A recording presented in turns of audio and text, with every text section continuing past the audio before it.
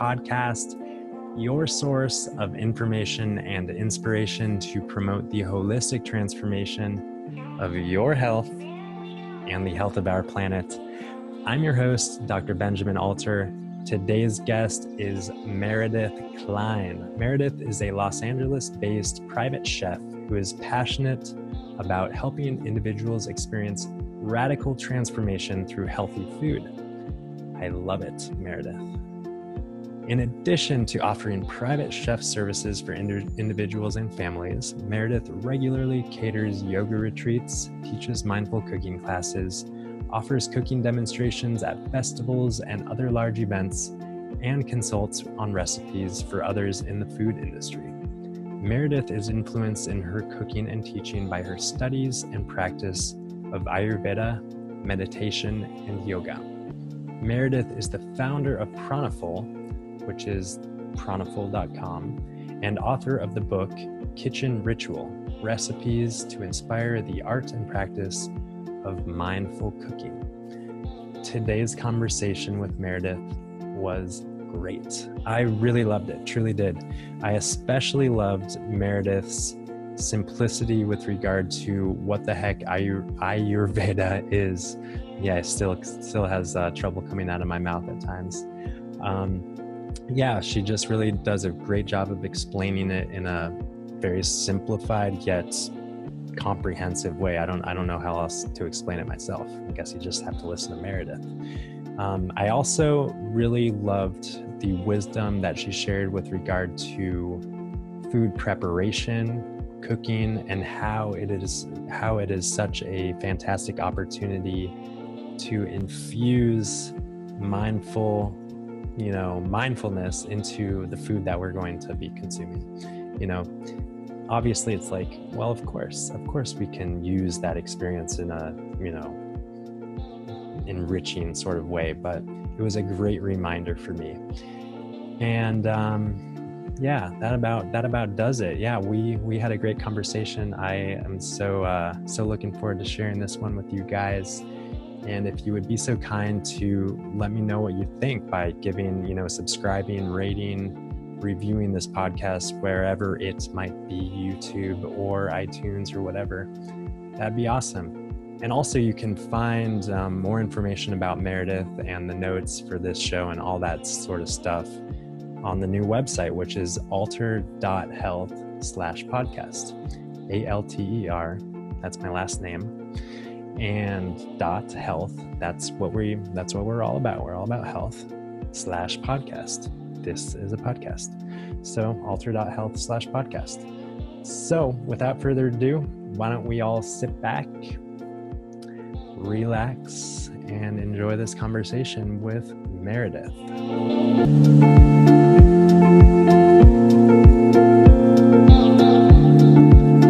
And hello, welcome to another episode of Alter Your Health. I'm Dr. Benjamin Alter, and today's guest is Meredith Klein. She is an Ayurvedic chef and a nutrition and lifestyle coach, and I'm so excited to have her on to discuss what she does in the realms of Ayurveda and lifestyle coaching.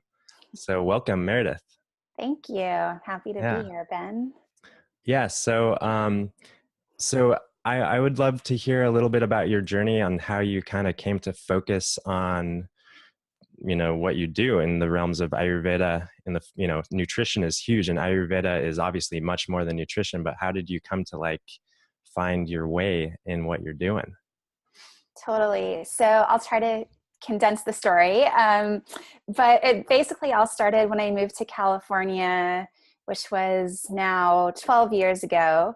And I started getting into yoga, and I was also in grad school for sociology. So completely unrelated to nutrition or anything that I'm doing now.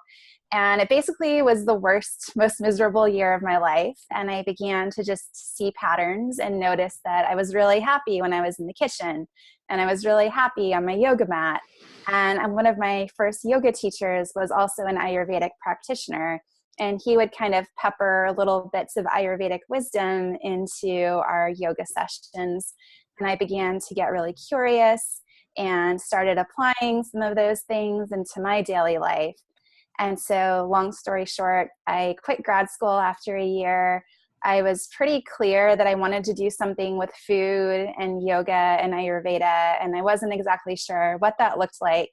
But within a couple months, I had met somebody. I started catering her yoga retreats, and the rest kind of just fell into place from there.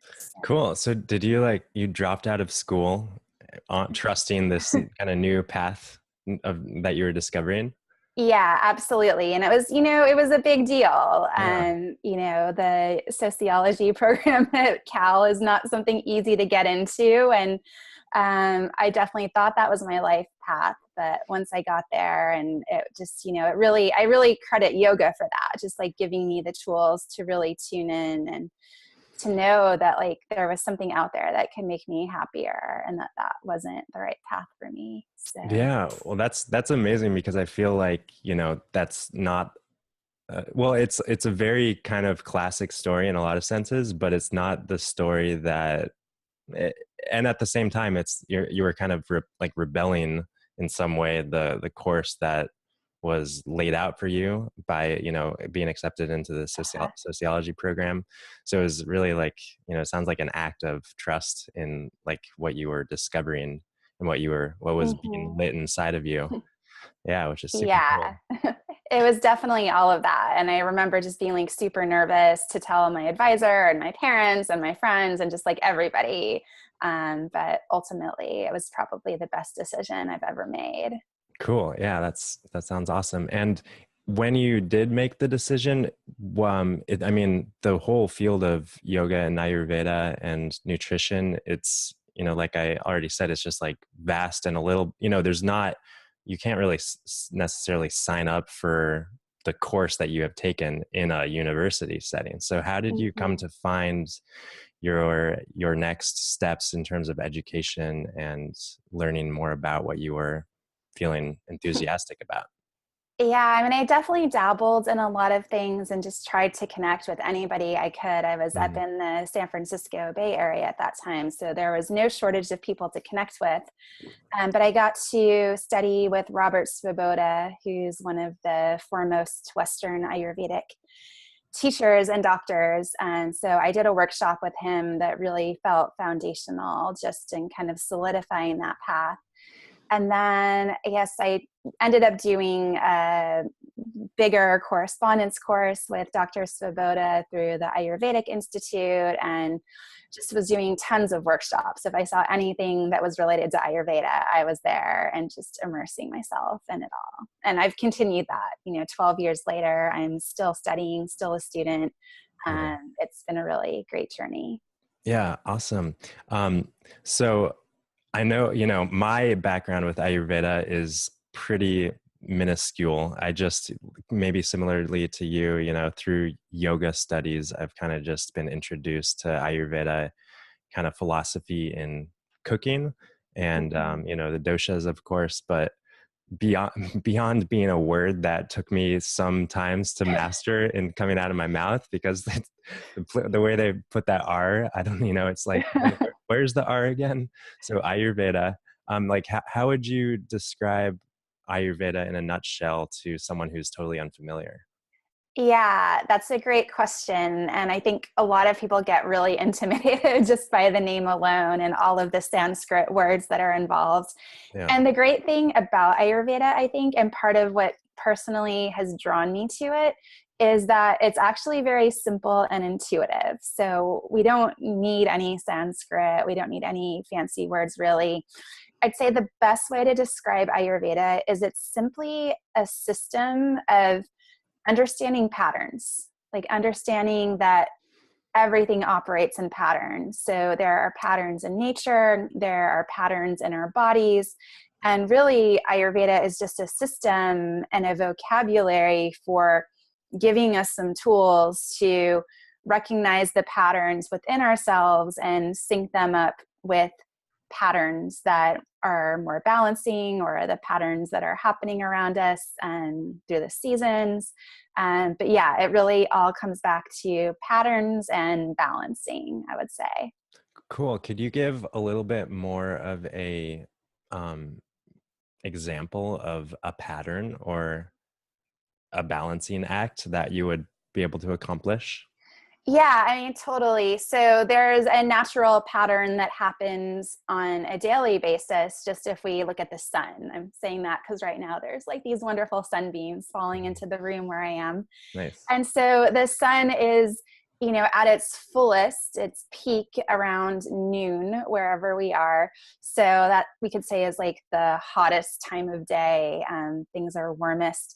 And the same thing's happening in our body with our digestion, which is also related to heat and metabolism. So it's said that our digestive fire in our belly is also at its peak around midday. So one prescription that Ayurveda would give would be to have your biggest, most robust meal at the middle of the day when you're best equipped to process that food. So Cool.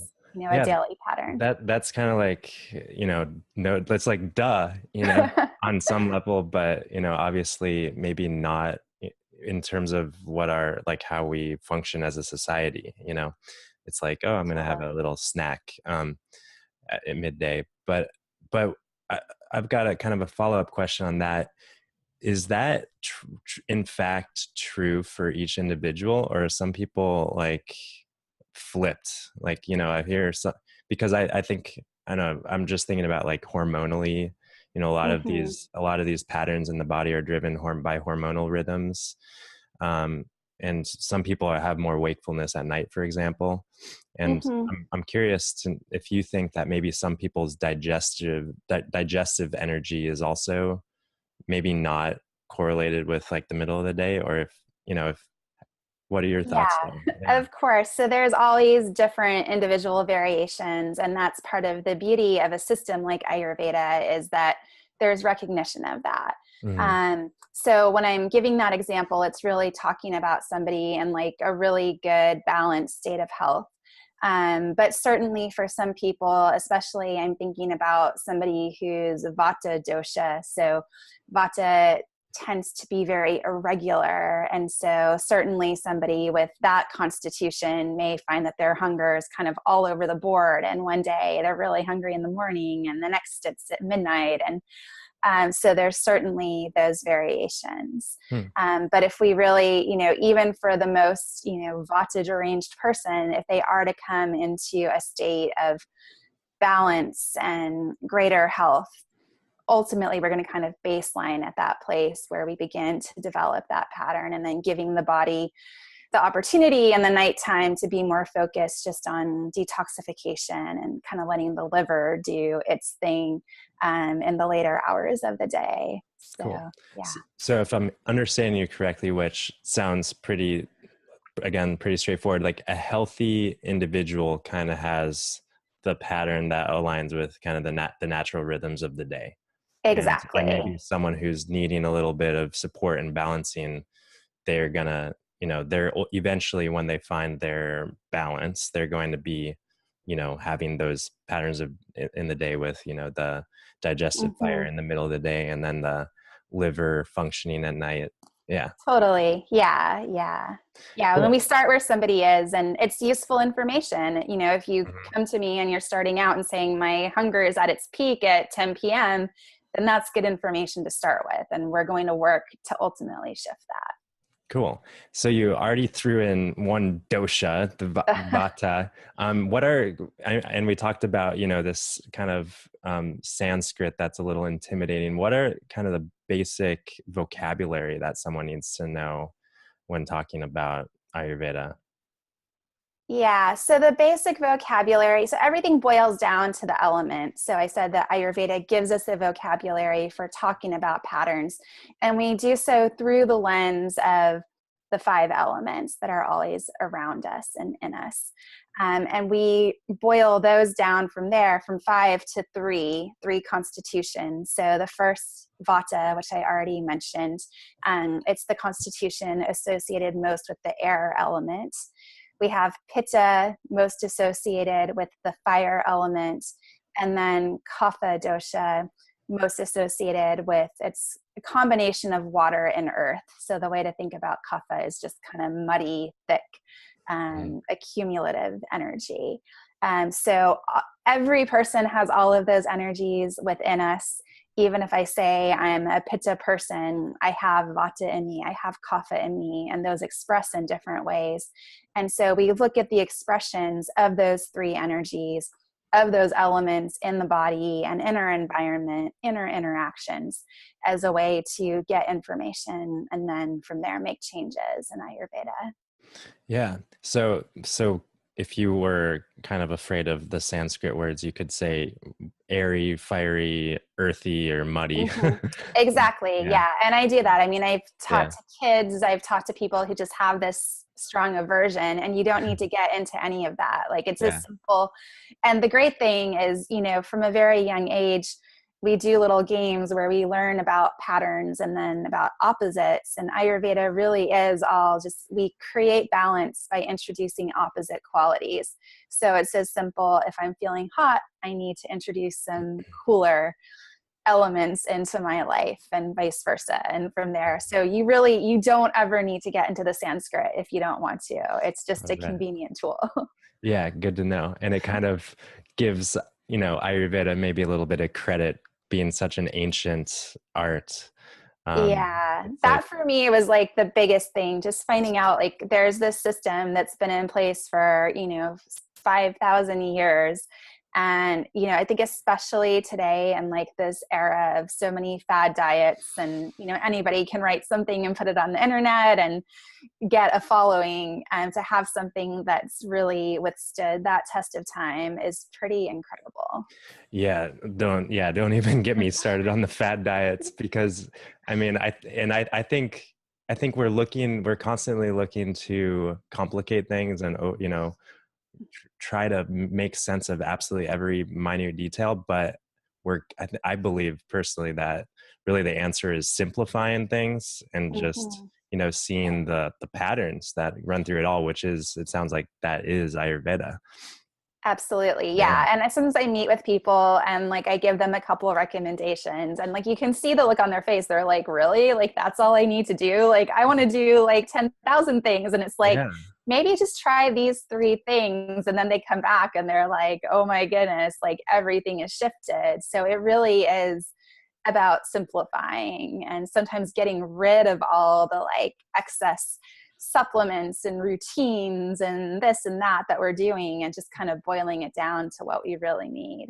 Totally. Yeah, the first thing, obviously looking at people's supplements, I ask them, so what are you taking this for? And most of the time, no idea, Mm-hmm. and, Totally. and not to say that supplements don't have a place, that's another conversation, but yeah, it's important to simplify once again. So a couple things. One thing that popped into my mind when you're talking about kind of the patterns and the fiery, earthy, muddy stuff, do you see this? Because I've heard about it and read about it a little bit, and I'm curious what your thoughts are in terms of these doshas or patterns, presenting in someone's personality in addition to Oh, their body. And do you see them? Do you see like someone with a fiery personality have a muddy, like, does that happen, or are most people fiery all around? generally, like, we're pretty transparent. Mhm. Most people I meet, like, let's say it's on the phone or something where I don't have the visual of the person, I can pretty much tell you if I have, a significant conversation or meeting with them. I have a pretty good idea of what their constitution is based on kind of what their tendencies are, especially when things get tough. And that's generally like the best marker. And when people are trying to self-diagnose their dosha, I often say, just go to like the emotional personality aspect, the vata type, the air type. Those people tend a little bit more towards like anxiety, worry, kind of just getting stuck in like these like airy patterns of thought where you're just stuck and cycling through it all. And they can be very scattered and all over the place. And they might talk really fast and present in that way. Fiery people tend towards anger when things get tough. They also just naturally tend to be like the very type A leader types amongst us. In many ways, it's like what I think a lot of us are trained to aspire to in our culture. And then kapha people, earthy, watery people tend to be more methodical, really think things through, might go a little bit more slowly in their decision making. And so all of those come through pretty well. Just, even in the briefest interactions. And I actually think that's one of the beautiful things about Ayurveda is that it kind of gives you this superpower in that you can read somebody's type and kind of know how to approach a situation. So if I'm going into a meeting with somebody who's a Vata, airy person, I'm going to make sure that I have an agenda that I want to go through, because if we don't, we're going to be all over the place. And with a more earthy kapha person, I might not need that. I can kind of trust that we'll be in a good flow and accomplish what we need to accomplish. Yeah, that's very interesting. And I kind of relate to people similarly with it sounds similar to my background in homeopathy, which allows me to kind of see patterns in people. I mean, kind of in a very similar way, in terms of how they react under pressure and under stress. And yeah, it's important to address people as they are, not treat everybody as one type of person, because there's 3 doshas, but there's infinite people. Totally. Yeah. Each of us is our own unique expression of that dosha, that energy. So even though we might just put this label on somebody, it's still going to manifest in, particular ways. Absolutely. Yeah, cool. So finally, not finally, but finally we arrived at the topic of nutrition and like, how does this practice or way of thinking, pattern recognition get taken into the kitchen? Yeah. So food is everything in Ayurveda. Food is definitely seen as the primary medicine. And, beyond that, just talking about patterns, like we're eating every day, we're constantly consuming. So with every meal, we have the opportunity to make choices that are kind of in alignment with the patterns that we're experiencing, or that have the potential to take us out of balance. So, a lot of it, like I've mentioned, it's just very like simple, intuitive. If you're a fiery pitta person, or you're just having a day where you are in a hot climate and just like feeling the heat in your body, it's probably not the day that you want to load up on spicy chilies and lots of tomatoes and other things that can be really inflammatory in nature. So it can just be as simple as choosing, the opposite qualities of whatever our experience is. And then beyond that, there's definitely a focus on eating seasonally. So even if you don't know what your dosha is or what's happening around you, just if you go with what's in season, like there's a really good chance that you're getting the medicine that you need. So that's kind of always a good fallback for people that don't want to get too deep into things. Or, when I'm cooking for a group, or I have a client who's trying to cook for a family, I always kind of steer towards seasonal. And then from there, you can use spices or condiments or little things to adjust for different doshas, different qualities. Cool. Yeah. So once again, it sounds really simple, which it's like, I feel like, oh, I want there to be more to it.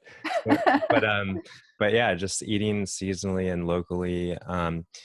And how about if there's like, how about addressing disease or like an acute or chronic illness? Is it as simple as just eating seasonally and locally, or are there more, nutritionally speaking, are there more kind of cleansy sort of foods that we should know about? Yeah, I mean, absolutely. Definitely the more acute thing somebody's dealing with, like we want to go definitely beyond just the seasonal and really kind of get into the nitty gritty and eliminate things that might be exacerbating certain qualities of disease and adding in things that can balance out. So kind of a good medium for doing that is always with spices. So of course, anybody familiar with Indian cooking kind of knows that spices are everything. And certainly in Ayurveda, we do use a lot of spices, and the selection of spices that we make can definitely alter the quality of a dish. So certainly, if I'm working with somebody who has a lot of inflammatory conditions, then we're using spices that are not heating in nature.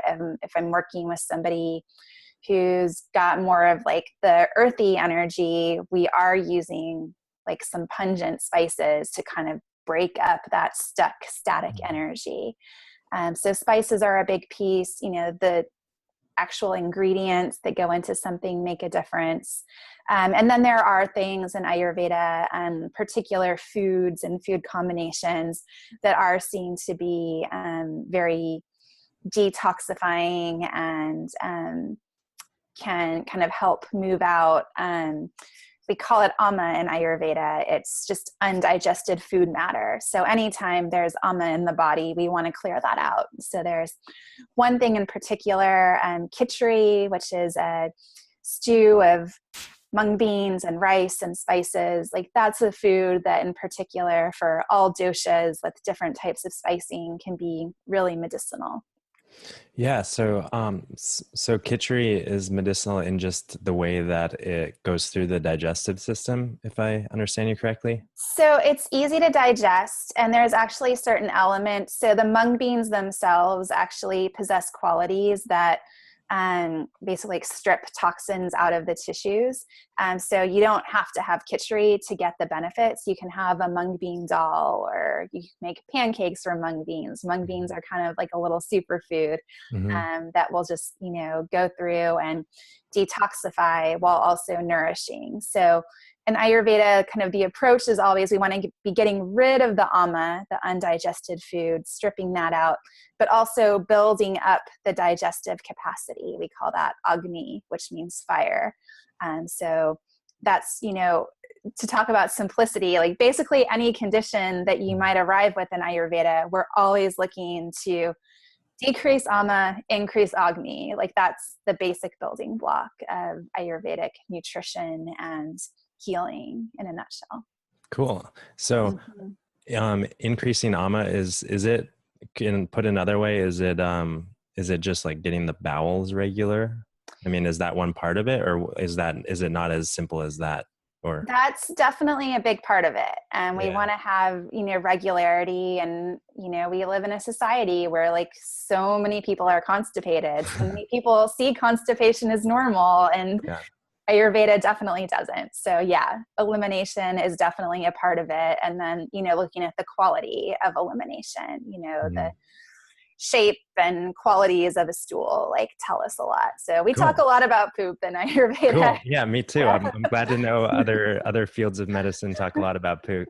That's, where we go to first as naturopaths. So, let's see, so staying on the topic of poop for another second. What is the ideal, like how much should we be pooping and what should it look like? In an ideal world, we want to have an elimination, soon upon rising, if not like immediately. For some people, 2 a day is also like a good rhythm. There can be some fluctuation to that. And really, really looking for a bowel movement that's, there's not a lot of odor. It's well formed. Sometimes people call it like the banana. Like, did you get the banana? Like kind of having that shape, like it stays solid. It, tends to float more than sink. All of those are kind of some of the key indicators. And then from there, if you're not having those experiences, we can tell, like, for example, if stools are really loose, that tends to be a signal that there is excess heat in the body. And so we just read that information and can diagnose from there.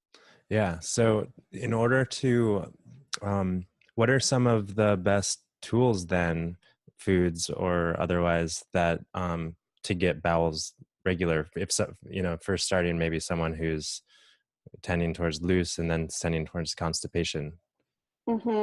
Yeah, I mean, it would definitely be catered towards each individual. There are some, herbal formulas. There's one formula that's very common in Ayurveda called Triphala. It's also something very easy to find. It's a great formula because anybody can take it. There it is. Gotta love the on our Triphala. on Uh, our so shelf. yeah, so it's a blend of these three different herbs, and each one actually balances one of the doshas. So even if you don't know your dosha, you know that you're getting some medicine that you need, because each one is directly targeting one of those qualities. So Triphala can just be a great regulator and begin to move you towards that. And then there's going to be, other things. And, it's beyond food too, right? There's lifestyle things, getting into healthy routines. So all of that, will ultimately help you achieve the perfect poop. Yeah, cool. Which back at it, that's kind of one of the foundations for health is like, that ama. Yeah. Cool. So in your experience, any like personally and professionally through your work with Ayurveda, any notable experiences of healing or transformation? I mean, it sounds like you personally have been on this journey, but in the work that you do. Mm-hmm. Yeah. Yeah, I mean, for me personally, I'd say definitely my digestion has completely changed. Like in my mid 20s, I think I just gotten to the place where I think a majority of our population unfortunately resides, where I kind of just accepted that like after every meal, I felt kind of crappy. And I just thought that's how life was. And, I'd seen my parents, my mom always had heartburn, and, I think we're just unfortunately like accustomed to seeing these things as normal. And after I discovered Ayurveda, definitely my digestion, like I feel good after I eat and I have energy. And so that's been huge. On kind of a more acute level, I'd had a history of getting these cysts on my neck, and through diet changes informed both by Ayurveda as well as Chinese medicine, I've completely eliminated that pattern. So that's been great. I'd had 2 surgeries for that. So to be in a place where I'm not facing another surgery feels really good. And then with my clients, like I could probably spend all day, telling stories. I have one client I think she's 86 now. I mean, she's gone off medications that she's been told she was going to be on for the rest of her life, just simply through dietary changes. I lead seasonal cleanses that are based on Ayurvedic wisdom and eating a lot of khichdi. And it's amazing. Like those are only 7 days, and the transformations that people have, there's so many little things like headaches and congestion and things that people just think are, that's life. Like I'm going to have that every day. And just, 7 days of shifting their diet in this small way. And I hear from people like, oh my goodness, like I woke up and I wasn't mucusy and I didn't have a headache. And so it's always really just amazing and transformational to see how even just a couple days of eating real food and being in the rhythm of nature can heal people. Very cool. Yeah, that sounds awesome. A couple things that just popped up. Are there any foods in the realm of Ayurveda that are like totally no or off limits, or Yeah. So one of the big things in Ayurveda is the idea that, one man's medicine is another man's poison. So it's always very individual, but kind of on the whole, and I wouldn't say you never have these things, but be really mindful. Things that can be just really hard to digest are things like ice cream. Like cold dairy is just really tough. Like ice unless you cream. have It seems like that just melts and goes right through you, we like to think that like it would just, but unfortunately, and it depends on the person. Like my husband has this like ridiculously strong digestion. And so I think for him, like ice cream's not a problem. But for somebody who is more towards the kapha dosha, earthy, um, it's incredibly hard. Um, so just being mindful of that. And, I try to tell people, like, you don't have to give things up 100%. Ayurveda is definitely an incremental science. So the more you do, the more benefit you'll see. But, probably having ice cream on the coldest day in the winter at nighttime is a really bad combination. So there's always, there's so many, it's context is everything, the time of day.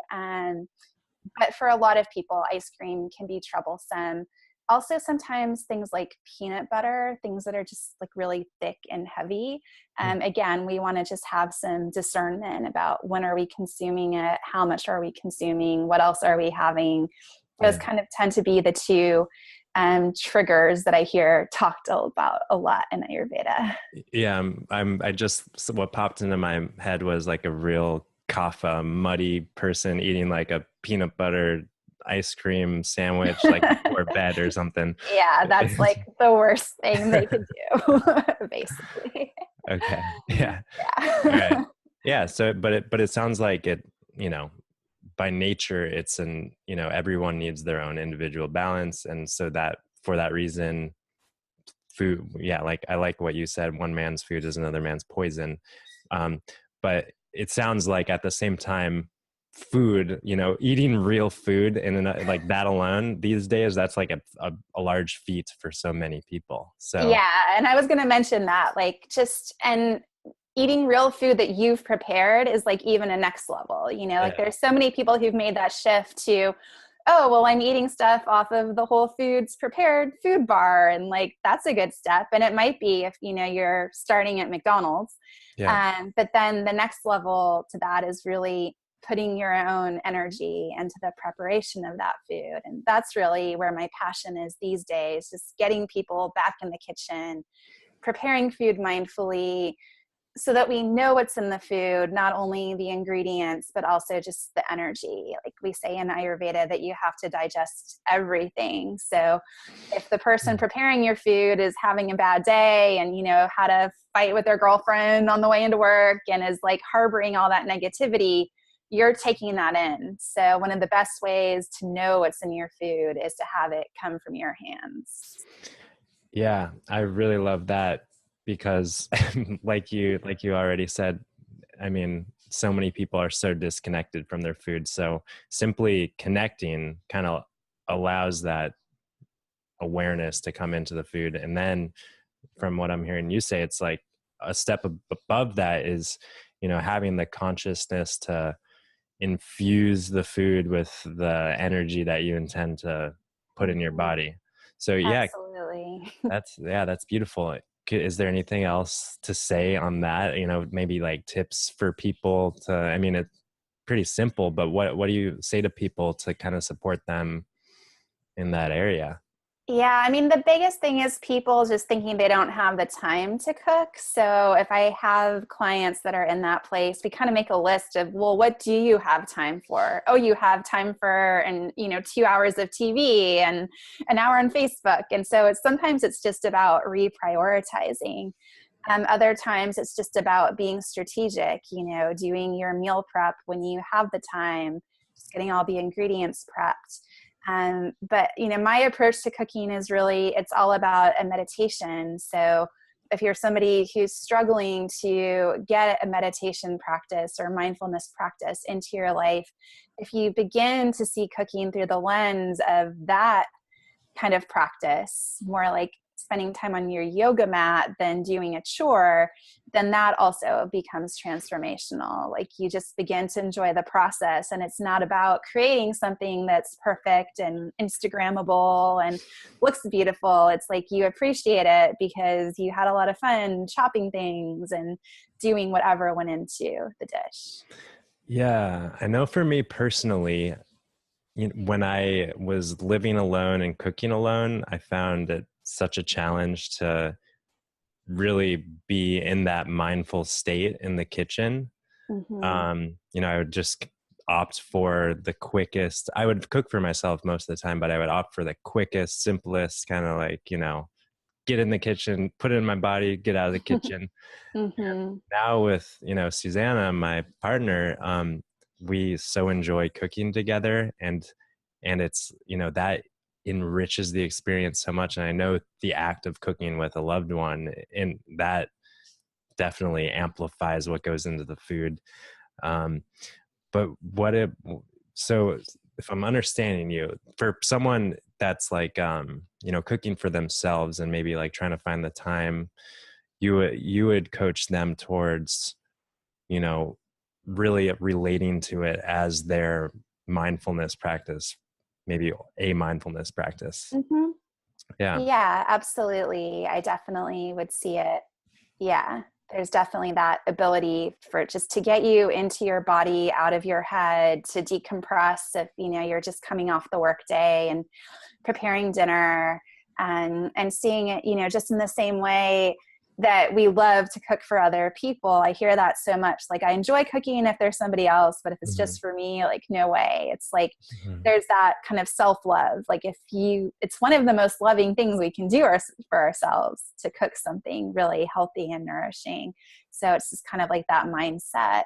And just really then taking the time to appreciate it. If you're going to put all that love into the food, don't just like scarf it down Mhm. standing in front of the kitchen sink.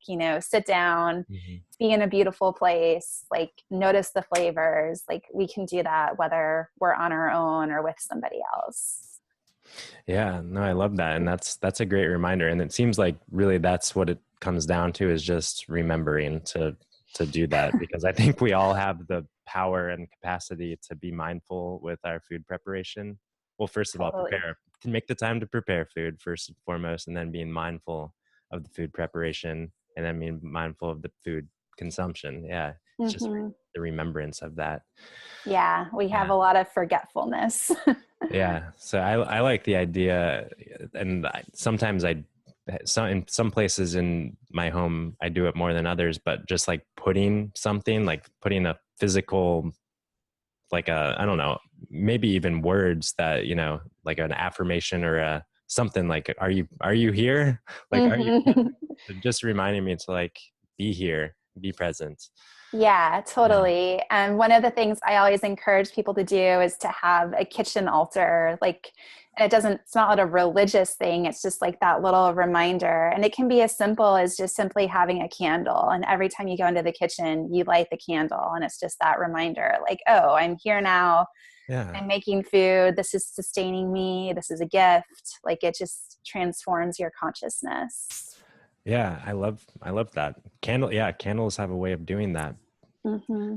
Um, let's see, beyond, for a moment, if we can, beyond, food, and, we've kind of dabbled in lifestyle stuff, beyond the kitchen and food, where else does Ayurveda come into life? It comes in everywhere is the short answer. Everything from the way that we decorate our home and the colors that we use and the sheets that we sleep on and the materials that we wear. Like, those are all ways that we can create balance Ayurvedically. It's also sleep is a big piece of Ayurveda. It's one of the pillars of health, we say. So looking at sleep habits and, are you getting enough sleep? Are you having good quality sleep? Are you creating structures like turning off devices well enough before bed that you kind of foster healthy circadian rhythms? That's all a big part of it. So really, I mean, so much of Ayurveda is about just establishing healthy routines.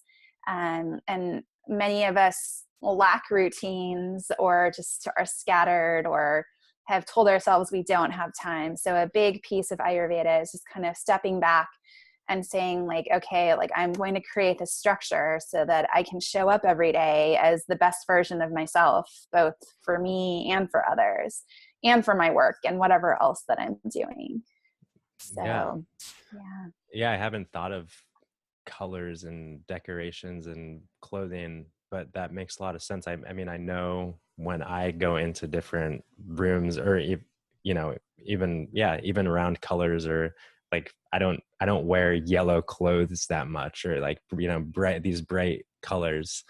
Mm-hmm. You know, I've been aware of that. And, you know, similarly, like if I go into a room that's, I don't know, black, you know, painted black walls, like it'll definitely make me feel different.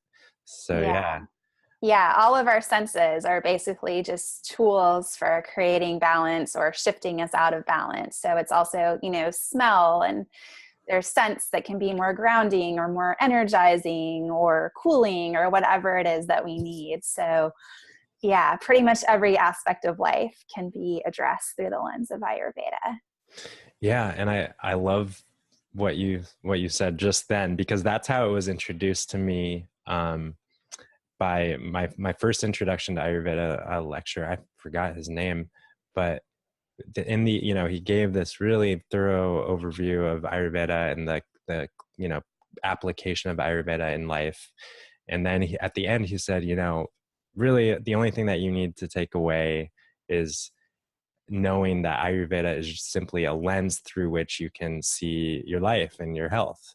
And Mm-hmm. because it kind of just puts order and structure. That seems to be the theme of what you're sharing, at least the order and structure and patterns in life. Yeah, and you know, in my work, I always say that the most basic foundational lifestyle habits and patterns are the most important, because if you're trying to, you know, if you're trying to build a house or whatever, you know, obviously you need the foundation to be like sound, you know. Totally. And I think people are trying to like build their house on, you know, quicksand or Mm-hmm. whatever these days.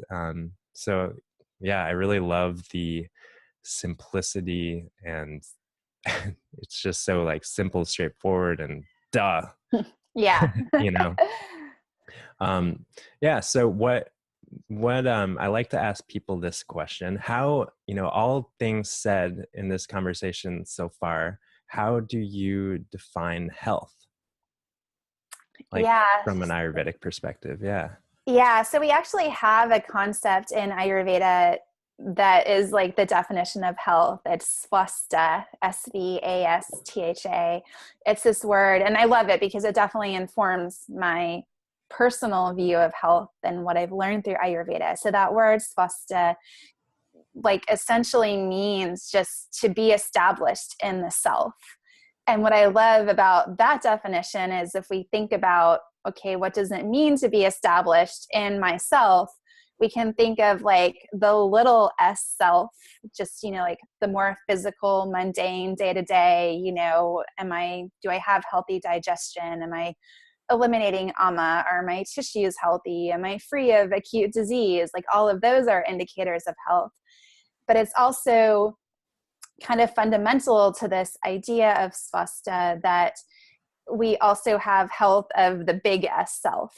So our mental, emotional, spiritual health is also there. So, you know, I Mhm. think a big part of that is just remembering who we are, remembering that we're more than this physical body. We're not just, you know, the weight that we see on a scale or a BMI reading or cholesterol level. Like we're so much Mhm. more than that. So for me, it's having kind of that full rounded remembrance of who I am. And I think such a big piece of it goes back to our nervous system. Just if you can have all the good markers on paper of what, you know, I think in like more traditional Western allopathic medicine is seen as health. But if you can't regulate your nervous system, if you can't relax and rest, which I think we have a chronic issue with in our culture, then I don't see that as true health. So definitely the ability to regulate the nervous system, to spend time in the parasympathetic mode and rest and digest is really vital to health. Yeah, no, thank you for sharing that, first of all. And it seems like that's exactly where yoga, kind of in the tradition, yoga fits in, is to like nourish that authentic self. Mm-hmm. which obviously, it's another conversation. And obviously it's not just the asanas and the postures. It's the kind of cultivation of the big S self, as you said. Mm-hmm. Yeah. Totally. Yeah. Cool. So if health, wait, what was the word again? I want to note that word. Spasta. Yeah. Svasta, svasta. So if PHA. Yeah. THA, svasta. So if fasta is health, then who is a healer, or what is a healer? Is a healer the Ayurvedic practitioner, or like yeah? Tell me your thoughts on Yeah. what a healer is. I mean, I've always felt that we all have the innate ability to be healers. Just some of us choose to use it more than others. I think just, and it's probably not a surprise after everything that I've just shared, I really see a healer as somebody with a desire to live in greater sync with nature and to help others to find that rhythm, that balance. Um, so, I think there are certainly people trained out there like you and me who have tools that we can share with other people. But people find healing just through the intuitive, it's cold outside, so I'm going to eat some warm soup and put on a sweater and crank the heat in my house. Like, that's a form of healing right there. It's, not something we might have to read a textbook for or get a certification for. But I think everybody has that innate ability just to live more in sync with nature, to really step into that root of healing, which is about finding wholeness again. I think when we're in sync with nature, we are more in that state of wholeness. Yeah. I mean, nature does it really, really, really well. I don't know anyone who doesn't go into nature and feel better, Mm-hmm. and yet many of us, myself included, are slowly slipping away from the regular connection with nature but I think that there are ways to cultivate that connection without being immersed in the forest or something, Yeah, for I mean, you example. can be living in a concrete jungle and, Yeah. still honoring the patterns of, the daily rhythms and moon cycles. And like, we have all these things that you don't have to go off the grid to connect with. Um, and that's, part of what makes healing so accessible is that we have all these examples around us. It's really a question of, am I opening my eyes and choosing to see that? Or am I, lost behind my phone or whatever is taking our energy? Yeah, totally. And it's so interesting how this aspect of the healer and healing comes up usually at the end of conversations. Um, and in actuality, it always comes to me that this is really central. This should be the first thing addressed for anyone when they're looking into health, because once that is addressed and the authentic self is nourished and someone is coming into themselves, then the habits and the choices and all just unfolds naturally. But a lot of people I've noticed, and maybe you can share a thought on this, like a lot of people go the other way. A lot of people kind of they clean up their life through their diet. I've heard a lot of people like going raw or plant-based for some period of time and just having this like spiritual awakening.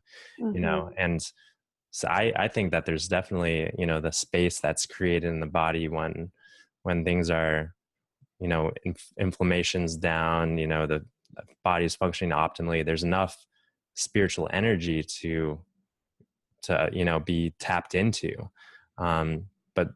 But yet, like from a practical standpoint, I always think, well, just work on that. Just work on the cultivation of like who you are and know yourself, and then the choices that follow, you know you're going to choose to nourish yourself. So yeah, what do you think about that dynamic?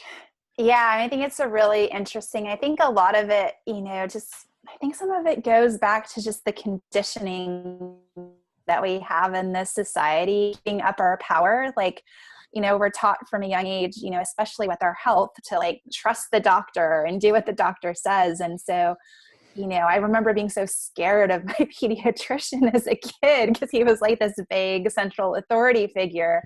Yeah. And so I think a big part of that is just like, like just remembering like that we have all of that inside of us. Like the doctors maybe just like there to remind us of those things that our bodies are already know. The good doctor. The good doctor. The good doctor reminds us. Yeah. Yes. No, that's true. The bad doctor is just going to pump you full of pills, suppress things.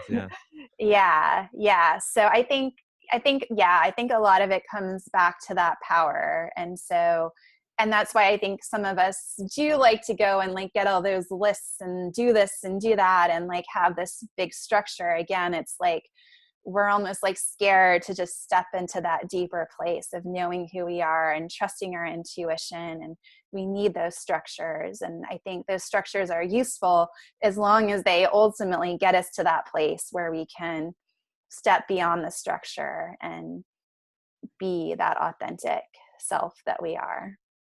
Excellent. Love it. How about some last kind of words of wisdom or tips for somebody to either learn more about Ayurveda, like books or resources or that sort of thing, and also just, we already touched on a lot of practical applications, but any last words for someone wanting to take the next step? Yeah.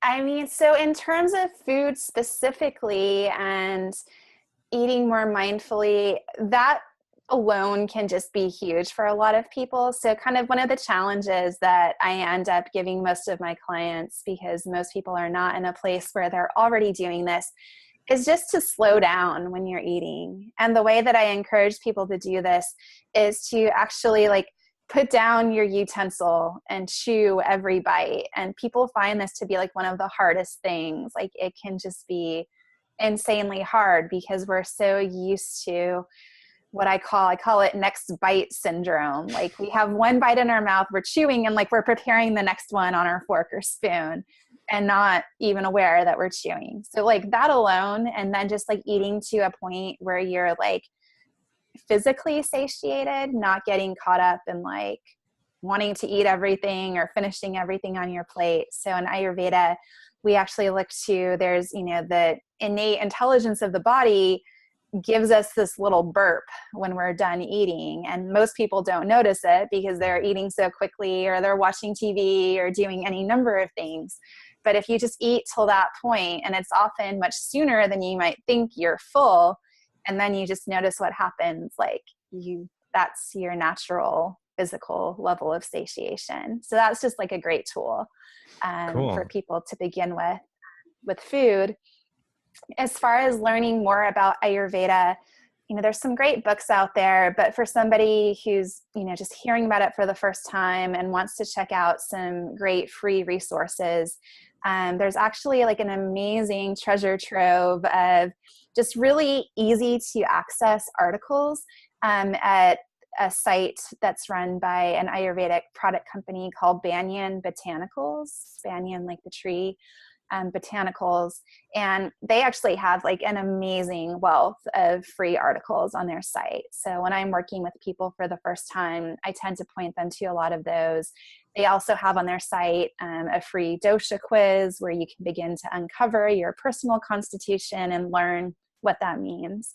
So that's a great first place for anybody wanting to delve into Ayurveda. Cool. But what about the book that you have out in the world? Yes, that's a great question too. So I did Tell us about that. Yeah. I published a cookbook last year called Kitchen Ritual: Recipes to Inspire the Art and Practice of Mindful Cooking. It's 128 plant-based recipes, a lot of my personal favorite things to eat. And that's, a great way to get in your kitchen. All of the recipes are very easy. I've been hearing that from people who bought the book. Like, I'm so surprised. Like, I have time to make these. And so that's a great place. I also have more recipes and more about me on my website, which is pranaful.com, pranaful.com. Cool. Yeah. Yeah. Well, yeah, I feel like I don't know. I feel like you've got so much more wisdom in you to share today. And if if there's anything else that's bubbling up, you can feel free to share it with us. Yeah. Otherwise, I, respect and thank you for your time. And yeah, do you feel Yeah. complete in sharing with us? Yeah, I think just the last thing that I'll say, because I Yeah. think it's so important. I think especially for anybody who may have already encountered Ayurveda, I think so much of the time it's not fun. And I think Ayurveda should be fun. I think, all healing systems can have an element of fun. And I think too often people get really serious about it and get like really rigid. And instead of, again, it's about surrendering power. Instead of taking the wisdom and like using your body as a laboratory and seeing your own experience, we get kind of bogged down and I need to do this and I don't need to do that. And we cultivate feelings of guilt because we feel like we're cheating if we eat the wrong thing. So I just want to remind people to have fun with it, whatever your path is, whether it's Ayurveda or naturopathy or whatever it is, like have fun with it. That's really the most important thing. Thank you for that reminder. Oh my gosh, that's like what I'm personally working with is remembering to have fun through it all, not just healing, but like every aspect of life, because that it's for us, life is for us and it's a gift. Let's be grateful for the gift. Yeah. Totally. Yeah. Thank you for that last tidbit of wisdom. And thanks for joining us today. Until next time, Meredith. Thanks for having me, Ben. Yeah. Namaste. Namaste.